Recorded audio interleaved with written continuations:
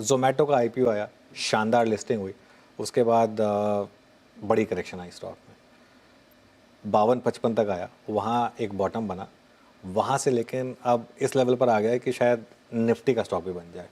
इसकी कहानी से क्या लेसन मिलते हैं और क्या अब ये स्टॉक जो है वो एक्सट्रीम पेसिमिज्म से कंप्लीट यूफोरिया में आ गया वापस?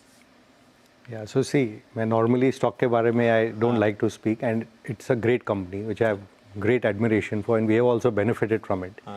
But because I gave you Infosys example, which is our dearest, closest to heart company, इसकी भी I gave in that manner that आज ये $30 billion roughly market cap हो गया है, and they are so smart कि उन्हें भी पता है कि you know valuation is fantastic, इसलिए वो भी शायद आगे अपना QIP कर लें, and tactically also is the right thing to preempt what Swiggy is trying to do. बिल्कुल।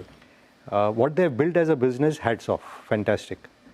But अगर आपको $30 billion की कंपनी यानी कि 2.5 लाख करोड़ से ज़्यादा मार्केट कैप हो गया है, and like I said our return expectation है कि 10 साल में एटलीस्ट 4 गुना हो जाए, तो 30 से 120 बिलियन की जर्नी होगी, यानी 10 लाख करोड़ का मार्केट कैप होना चाहिए। 10 साल में the company will be Fairlie a built out company. Like today we count Infosys was then a growth company, now it's a fairly built out company.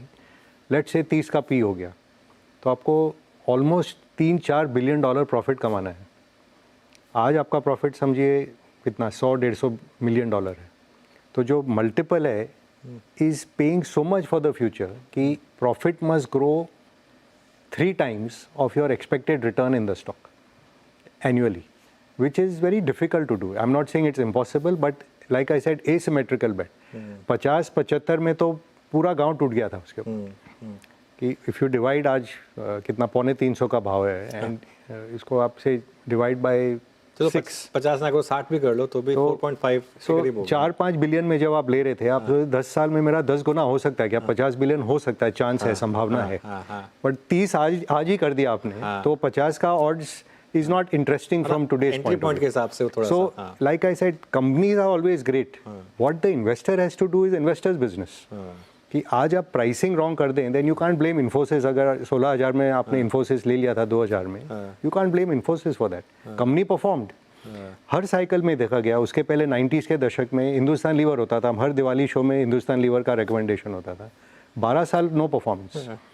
फिर Infosys and all the others, Wipro तो खैर 24 साल से performance नहीं हुआ है in the stock, although they have done well and hats off to what Mr. Premji has achieved. But same way 2008 का जो टॉप बना था, like I said, DLF, Reliance, how long it took to come back from that cycle. आज आप बात कर रहे हैं जैसे HDFC, कोटक के बारे में, it takes 10 years to come back from the previous highs and compound. Actually we are interested in compounding. Company does well, investor का entry point is the problem. Okay, तो बेसिकली जरूरी नहीं कि अगर ग्रेट कंपनी हो, great stock भी हो, वो at what price you are buying वो इम्पोर्टेंट है। अच्छा,